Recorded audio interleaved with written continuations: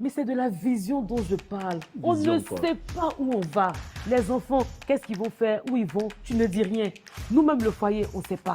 Le travail, là, est-ce qu'on va rester? Non, il n'y a rien en fait. C'est comme si je ne comprends pas. Mais on va prier. Non, on va prier comment? Ça fait combien de temps on prie? Ça fait déjà 10 ans on prie. Depuis là, il n'y a pas de vision qui arrive. Pourquoi est-ce que les femmes sont compliquées comme Non, ça? on n'est pas compliqué. C'est qu'il y a trop de brouillard en fait. On ne voit plus rien.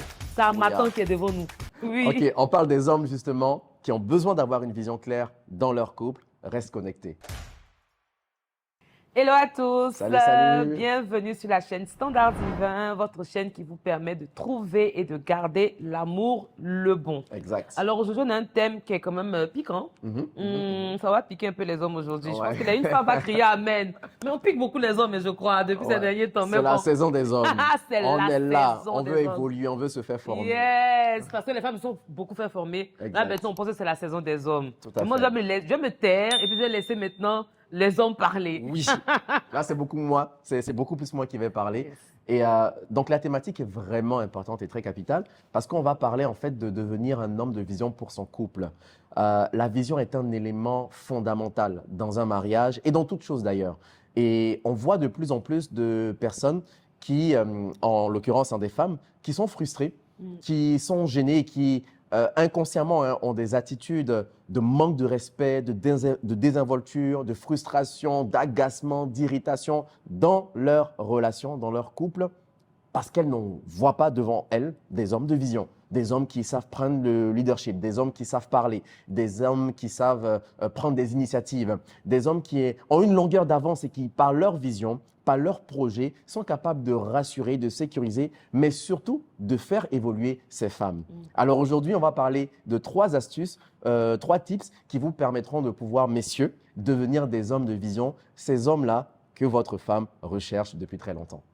Alors, la première des choses, quand on parle de vision, il est important, capital, nécessaire, vital de parler d'identité. On ne peut pas devenir des hommes de vision si nous n'avons pas assis une bonne identité en soi. Yes. L'identité, c'est la chose la plus fondamentale parce que tout part de l'identité. L'identité va définir tes capacités, tes aptitudes, tes aspirations. L'identité va définir en fait tout ce que tu vas faire dans la vie et en l'occurrence dans ton mariage. Alors, moi j'ai une anecdote en ce qui concerne l'identité. Vous voyez, quand j'ai rencontré ma copine dans le temps, on avait début vingtaine, hein, c'est ça, Début vingtaine. très, très jeune, dynamique, voilà. Et il y a quelque chose que j'ai beaucoup aimé chez elle, c'était son dynamisme justement, sa capacité à faire plusieurs choses en même temps, à entreprendre des projets. Voilà, donc j'ai rencontré une femme qui était en activité. Et pour moi, ça m'a vraiment séduit, quoi, parce que je me suis dit, waouh, je vois une femme qui est intelligente, une femme qui est battante, elle va à l'école, elle va au travail, elle gère des chorales en même temps. Et donc, pour moi, c'était inspirant. Elle m'inspirait réellement. Bébé, tu m'inspirais. Yes. Je t'explique toujours. Donc, j'ai vu ça et vous voyez, je n'ai pas été intimidé. Souvent, il y a des hommes qui sont intimidés par des femmes qui sont intelligentes, qui ont un travail, qui ont un business. Tu vois son style de vie, tu vois la façon dont elle s'exprime, sa carrure, son éloquence, son charisme aussi, parce qu'il y a des femmes qui sont charismatiques et automatiquement, ces hommes-là se disent, qu'est-ce que je peux apporter de plus à une femme qui semble avoir déjà tout? Et je dis bien qui semble, parce que je vais vous enseigner, messieurs. Je vais vous dire qu'une femme, dans toute femme, il y a un enfant qui est en train de chercher un homme sur qui elle va se reposer. Derrière toutes les femmes, les walking girls, les boss ladies, toutes les femmes que vous voyez et qui ont des semblants de réussite, il y a un enfant qui soupire et qui attend juste un homme qui va la décharger de ses fardeaux. Et moi, j'ai vu ça en elle, vous voyez, et j'avais déjà une certaine assurance de mon identité. Et je savais que moi, Fabrice, j'ai 20 ans, j'ai 21 ans, je n'ai pas d'argent, je suis encore à l'école, je ne travaille pas et je reste avec une femme, je chemine avec une femme qui travaille, qui a de l'argent, qui est explosive, etc. Je sais que je peux lui apporter plus. Pourquoi? Parce que mon identité, je suis un faiseur d'exploits. Ah non, non, non, moi, tu viens entre mes mains, je vais transformer ta vie ordinaire en vie extraordinaire. Je vais te propulser, je vais te catapulter dans une autre dimension de ta vie. Grâce à moi, tu vas être capable de réaliser des choses que tu n'aurais jamais pu réaliser. J'étais tellement convaincu de ça. Comment te le démontrer? Je ne sais pas. C'est une assurance. Je me suis fait former, bien entendu. Et d'ailleurs, c'est pour ça que à la troisième partie de cette vidéo, on va vous enseigner l'importance de l'environnement et de la formation, de l'éducation, non simplement personnelle, mais aussi relationnelle, pour être des hommes de vision. Amen. Donc, j'étais convaincu de ça. Et la première chose que j'ai essayé de voir en elle, c'était sa vulnérabilité ou les choses qu'elle ne sait pas, c'est-à-dire le manque à gagner. Et j'ai vu qu'elle avait 2 chorales, elle gérait des personnes, 3 chorales, mais voilà, 3 chorales. Et un homme aurait pu se dire, mais waouh, ouais, j'ai 3 chorales, c'est super. Moi, j'ai dit, non, mais non, c'est trop petit là. Tu es en train de te limiter. Pourquoi tu penses seulement 3 chorales? 3 chorales, tu atteins quoi? 30 personnes, 40 personnes? Moi, je te vois avec une école de musique. Et d'ailleurs, l'école de musique, ça sera la première étape. La deuxième étape, ça sera des concerts annuels qu'on va organiser dans la ville de Montréal avec plus de 500, 600, 700 personnes. Et toi, tu seras la personne centrale de ce projet qui va réunir plusieurs entités, plusieurs organismes. Tu vas être le pont avec plusieurs églises et les personnes qui vont venir chanter dans ta chorale vont aussi chanter dans ce concert-là. Quand je lui ai parlé de ça, là, ses yeux ont pétillé. Automatiquement, elle a dit non, mais c'est trop gros pour moi. Ouais. Je rappelle, je n'avais jamais organisé de concert, je n'avais pas d'argent, je n'avais aucune expérience en matière de gestion de chorale, d'école de musique, mais j'étais persuadé que j'étais capable de le faire. J'ai pas entendu Amen. Amen. Et ce n'est pas seulement des paroles en l'air, hein, parce qu'on a parlé de ça, je pense, dans le mois d'avril. Ouais. En mai, on mettait en place déjà l'école de musique. Ça s'est réalisé. Ouais. 2 ans plus tard, on a organisé notre premier concert, plus de 500 personnes. Ouais. Et si vous connaissez l'entreprise, un an plus tard, merci. Oui. Un an plus tard. Oui. Et chaque année, par la grâce de Dieu, nous avons organisé des concerts à Montréal avec des artistes de renom et ça a été exceptionnel. Vous voyez, c'est parti juste en fait d'une identité, mais cette identité, elle se bâtit. Il y a bien entendu tout, on peut faire une masterclass sur ça, mais je veux en fait vous dire, messieurs, que si Dieu vous a mis à côté d'une femme, ça veut dire qu'en vous, il y a un ADN, il y a une signature de propulsion. Vous avez la capacité de faire propulser cette femme-là dans des dimensions, lui faire réaliser de nouveaux exploits grâce à votre leadership. C'est en vous, il faut juste le découvrir. Yes. Amen. Amen. Alors la deuxième clé, justement, qu'on peut partager par rapport au fait de devenir des hommes de vision, c'est en fait d'apprendre à connaître ta femme. Apprends à connaître la particularité, la singularité de ta femme, surtout celles qui sont ambitieuses. Et ça, j'insiste, hein, parce que celles qui sont ambitieuses, messieurs, quand vous rencontrez une femme qui est ambitieuse, une femme qui est en activité, une femme qui vous dit « j'aimerais aussi me réaliser », une femme qui n'a pas forcément besoin d'argent, mais qui a besoin de se réaliser personnellement, qui a besoin de s'accomplir. Vous allez voir que le mariage n'est pas une fin en soi pour elle. Le mariage n'est pas un terminus. Vous aurez beau lui donner des enfants, un foyer, une maison, de l'argent, il est probable que cette femme ne soit pas satisfaite. Oui, elle ne soit pas heureuse. Elle ne soit pas heureuse, elle ne soit pas épanouie. Pourquoi? Parce que son bonheur va passer d'abord par l'accomplissement des dons, des talents, des rêves, des projets qu'elle a mis dans son cœur. Yes. Que Dieu a mis dans son cœur plutôt. Yeah. J'ai par exemple l'histoire d'un couple et d'hommes qui peut être une image pour plusieurs autres couples. On a des femmes de ce type-là, de ce tempérament, très extraverties, très ambitieuses, des femmes battantes, des femmes fortes, et qui font beaucoup de reproches à leur mari. Au point où, ça c'est un peu le défaut, elles vont devenir colériques, elles vont devenir irritables, elles vont devenir agacées. Et la forme va vraiment être désagréable. Et l'homme va se braquer parce que lui, il est beaucoup plus humble, il est modeste, c'est quelqu'un qui n'est pas très ambitieux, c'est quelqu'un qui ne voit pas grand, voilà, c'est ça, et il ne prend pas les devants, etc. Et l'atmosphère va devenir très toxique au final dans le couple. Il y a des hommes qui m'ont approché et qui m'ont dit « mais ma femme me reproche que je ne suis pas attentionné, je ne suis pas si… » En fait, ce n'est pas ça qu'elle te reproche. Ça, c'est une frustration. Le reproche qu'elle est en train de te faire, c'est qu'elle est en train de te dire que ce mariage dans lequel, la manière dont notre mariage est configuré, c'est un mariage qui est en train de me tuer à petit feu. C'est un mariage auquel je ne prends pas réellement plaisir. C'est vrai que je peux avoir tout, c'est vrai que tu es présent, mais ce n'est pas mon besoin. Vous savez qu'on peut faire beaucoup de choses pour une personne, croyant lui faire plaisir, mais on ne répond pas à son véritable besoin. Oui. Et je vous dis, messieurs, ce que vous avez admiré chez votre femme, si tu as aimé ta femme, si tu as connu ta femme en activité, elle servait le Seigneur. Et dans le mariage, elle ne sert plus le Seigneur. Elle est en train de mourir. Et elle va trouver des boucs émissaires. Elle va trouver en fait des choses que peut-être elle-même, elle n'arrive pas en fait à comprendre, à exprimer. Voilà, donc elle va faire la différence.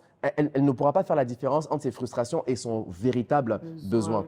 Et moi, j'ai dit à cet homme-là, arrête de faire des cadeaux, arrête de lui donner des paroles, arrête d'avoir des moments de qualité. Arrêter aussi, c'est compliqué. Oui, faut pas arrêter, quoi. C'est une manière de parler. C'est une manière de parler. Je lui ai dit que tant que tu ne lui as pas donné son véritable besoin, et son besoin, c'est s'accomplir. Elle a des projets.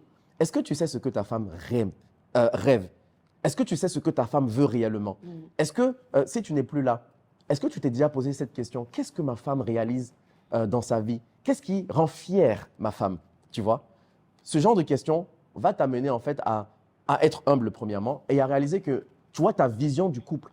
Tu ne peux pas mettre une lionne dans une cage. C'est pas possible. C'est une torture que de mettre une lionne dans une cage parce qu'elle a besoin de s'épanouir. Alors oui, il y a des saisons de vie.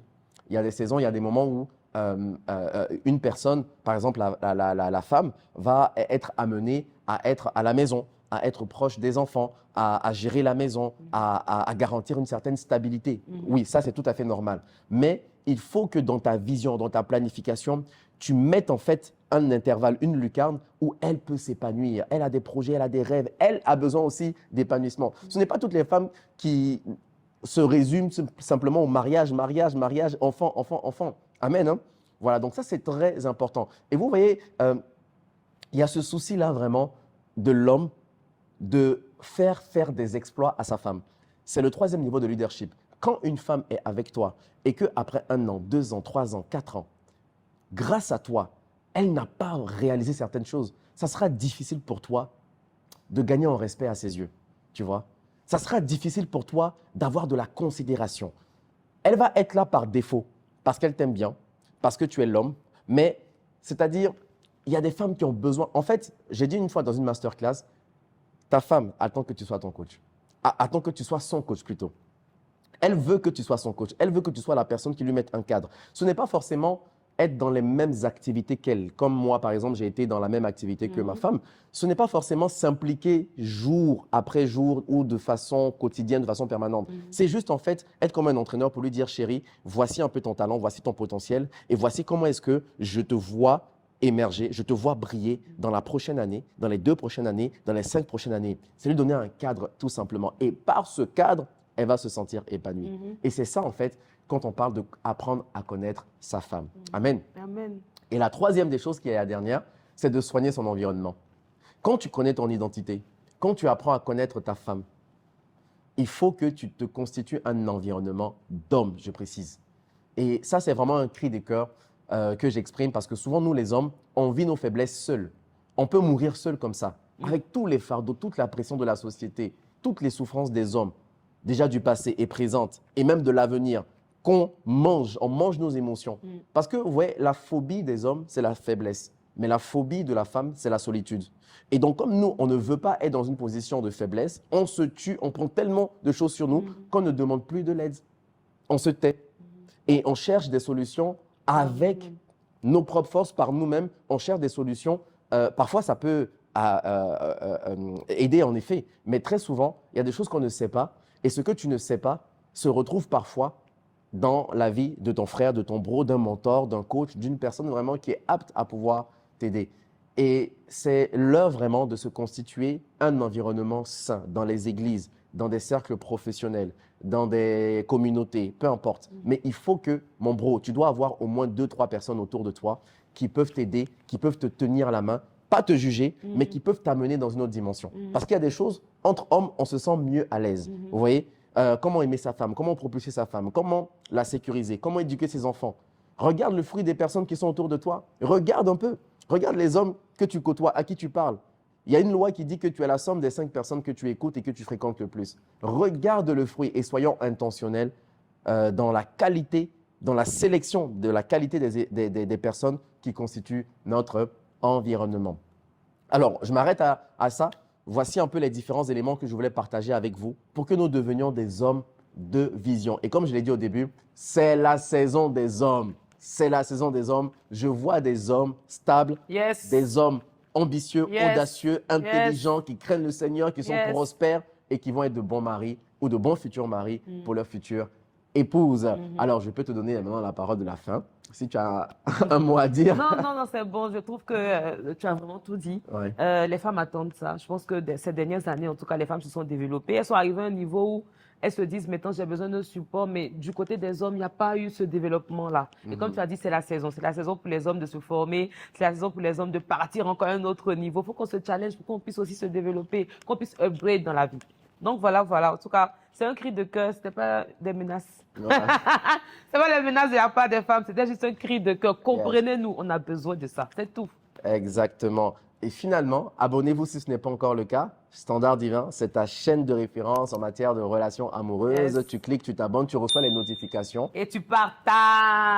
Yes, partagez, partagez, partagez. Allez, à très bientôt. Bye. Peace.